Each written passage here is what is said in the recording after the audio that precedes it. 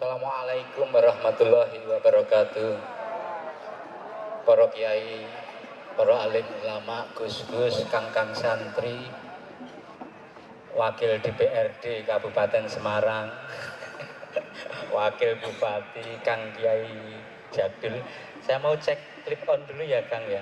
Ya kalau enggak, kalau lancar ya bukan NU ya kan. NU kan memang ada belok kiri, belok kanannya. Kadang belok kiri, sennya kanan. Ini saya sudah dipasang clip on Bapak Ibu sekalian. Siapa kita? Siapa kita? NKRI. NKRI. Saya cek clip on dulu ya Kang ya, Mbak Yu.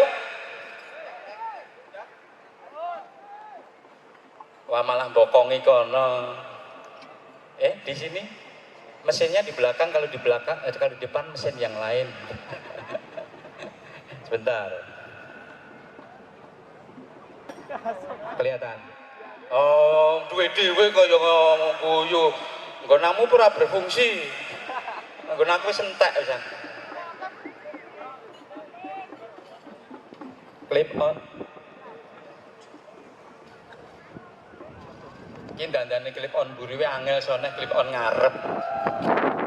Kebetulan clip on depan saya itu sudah tidak berfungsi, jadi auto tidak maksiat. Sudah. Oke, pakai ini aja ya. Jadi Bapak Ibu sekalian, saya diminta untuk semacam cerita, tetapi dalam bentuk puisi. Ya. Sebenarnya saya akan bermonolog, jadi bermonolog itu bermain drama sendirian, makanya pakai clip on. Ya. Tapi itu kita lakukan nantilah ya.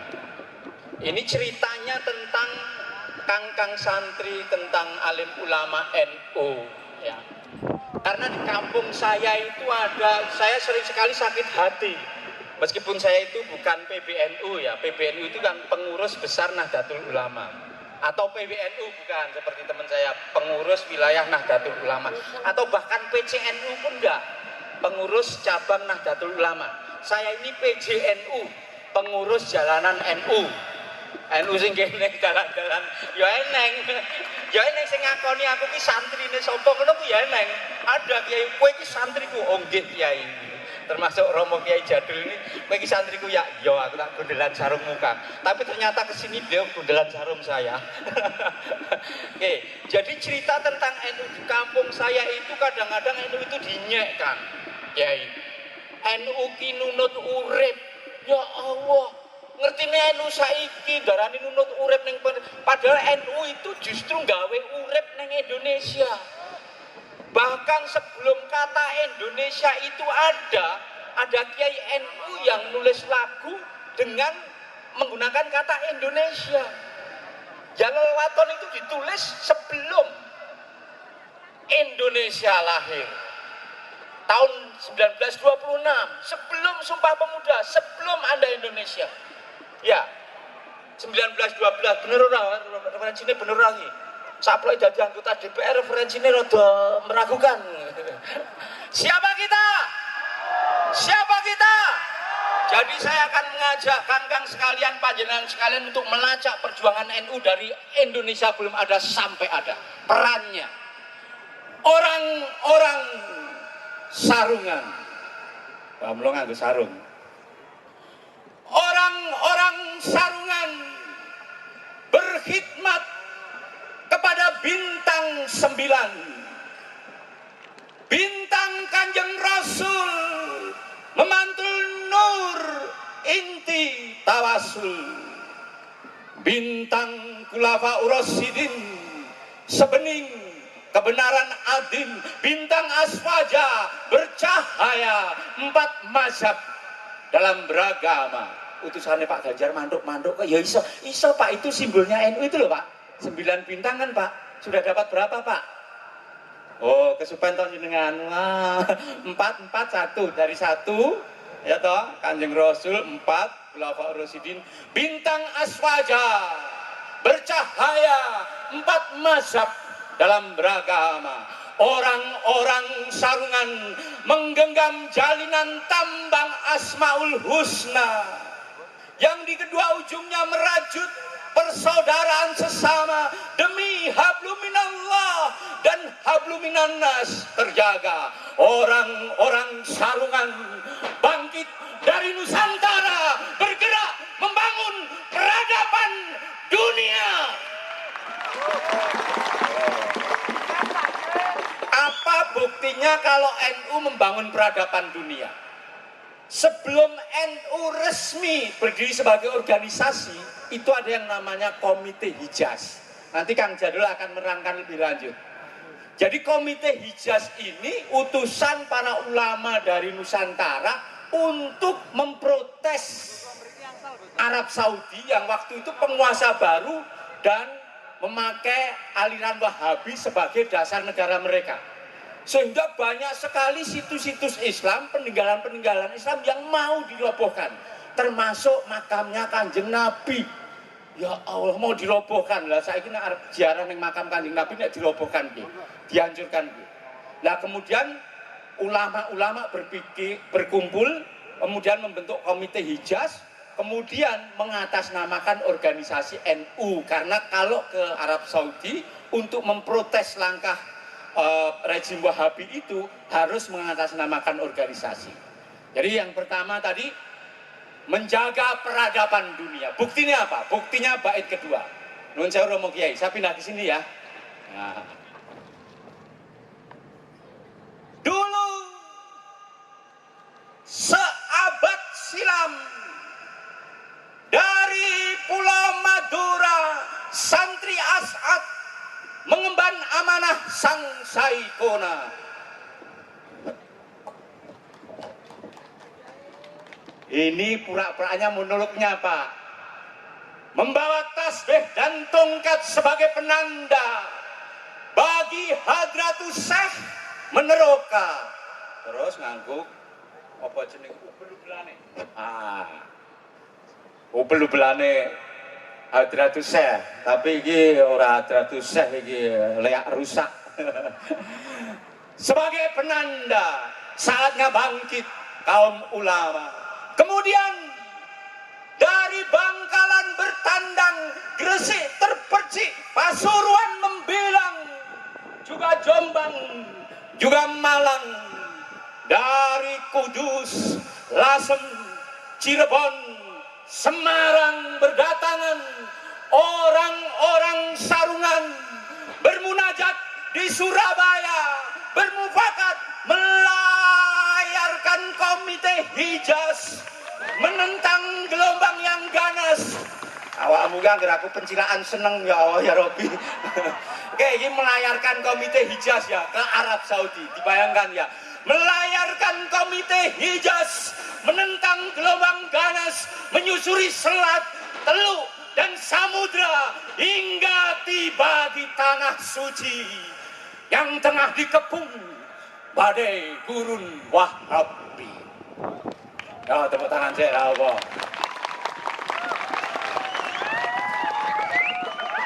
Setelah di sana ngapain? Menyampaikan usulan, berdebat.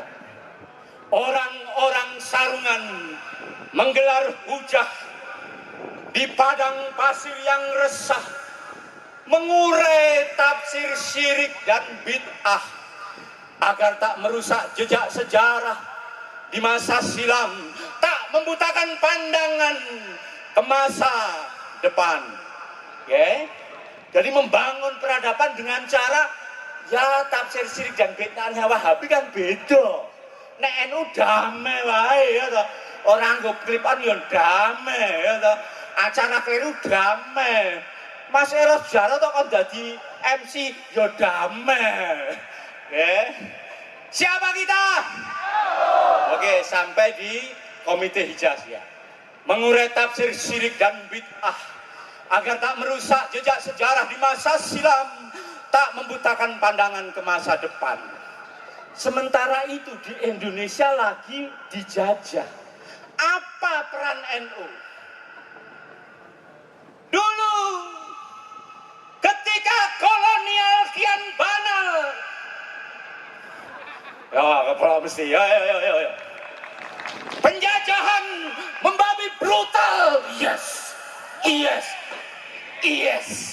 Penjajahan membawi brutal bersama pertiwi yang luka nganga menebal, bersama orang-orang sebangsa, orang-orang sarungan merawatnya, bersama sanak kerabat secita-cita, orang-orang sarungan merumat hasrat merdeka, membangkitkan Laskar Hizbullah, membangunkan barisan Sabilillah.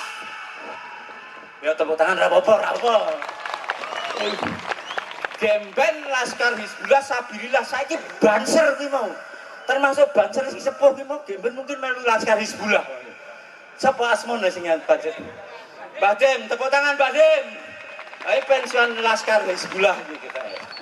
Bersama doa dan wirid kaum ulama, merubah hizib, zikir, sholawat serta asma, menyerukan kebebasan, membangkitkan kemerdekaan, sekalian membangun cinta tanah air dan bangsa sebagai rumah ibadah sepanjang masa. Hubul waton minal iman. Yalal waton, yalal waton, yalal waton.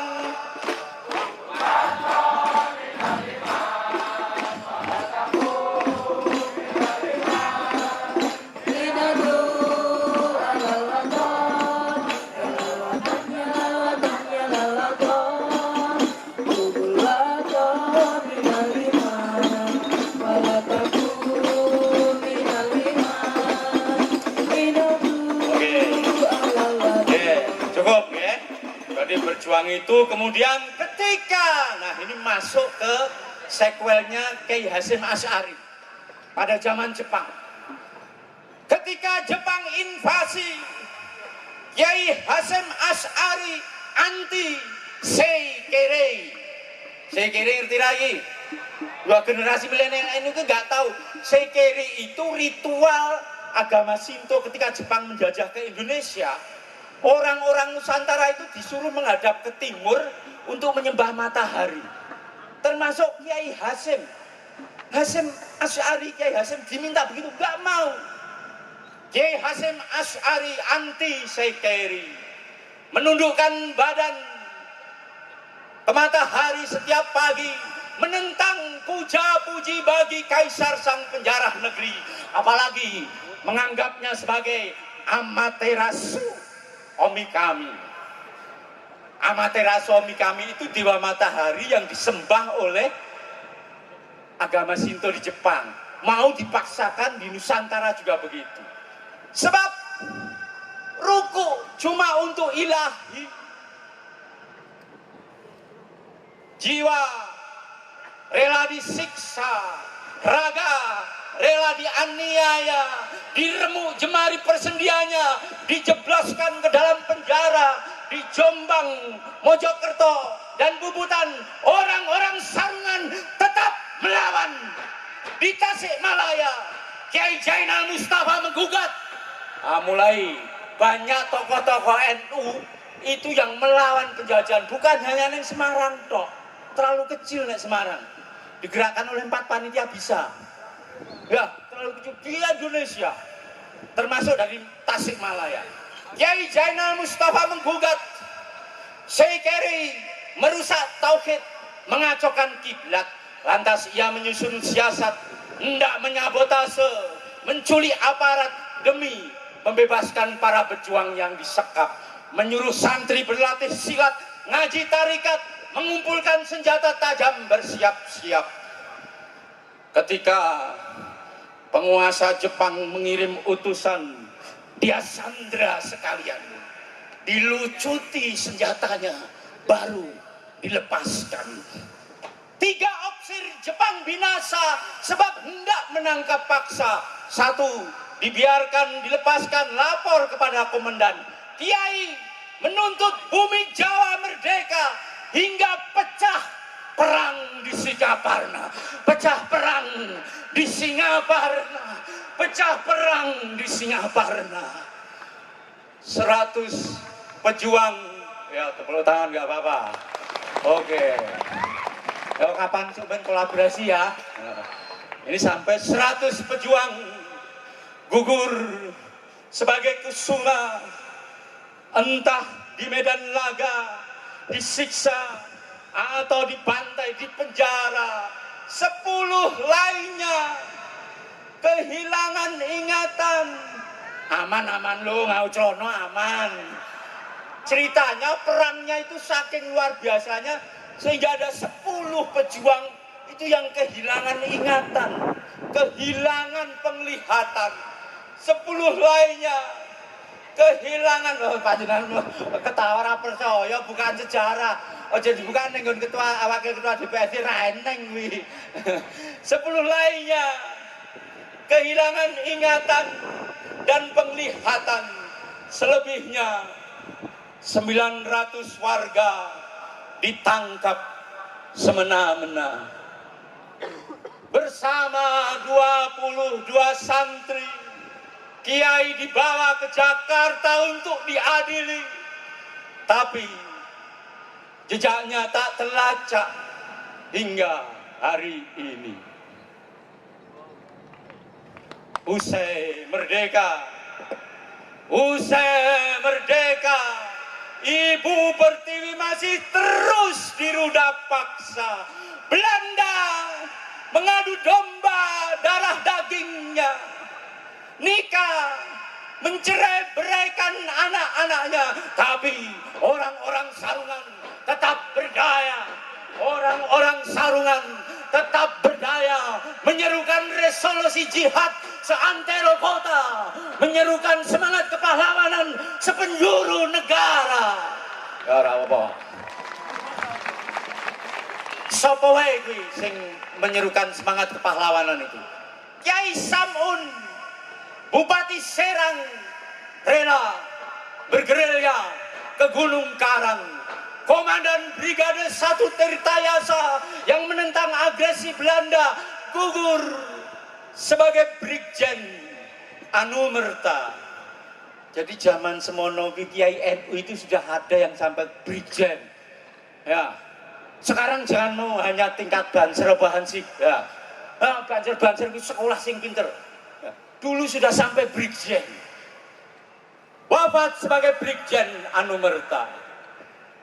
Penguasa Bone Andi Mapanyuki menggalang raja-raja se-NKRI meski tahtanya dirampas oleh Belanda, dibuang ke rantai bau sekeluarga. Raja Luwu Andi Jema menggalang perlawanan, ke Ternate diasingkan dari Barus.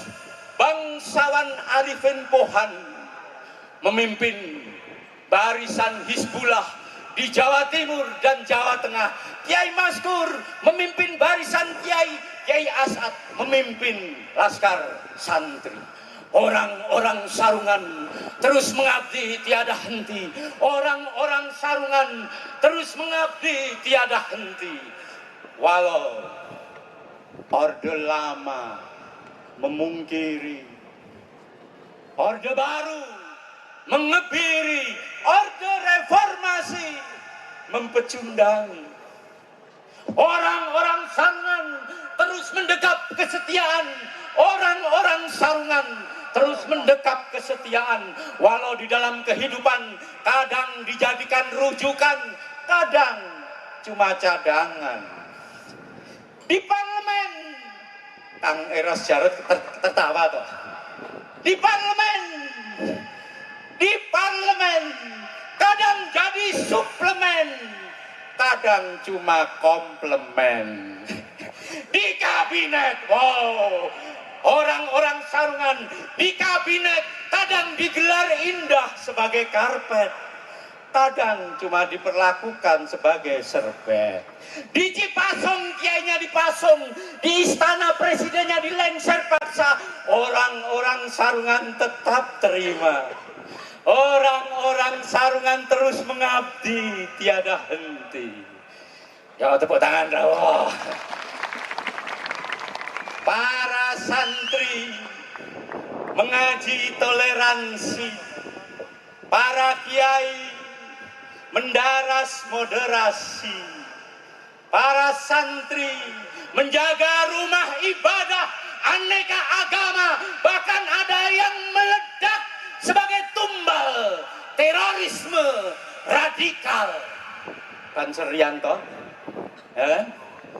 Orang-orang sarungan berkhidmat kepada bintang 9, berpegangan kepada Asmaul Husna, bangkit dari Nusantara menjaga Indonesia. Assalamualaikum warahmatullahi wabarakatuh.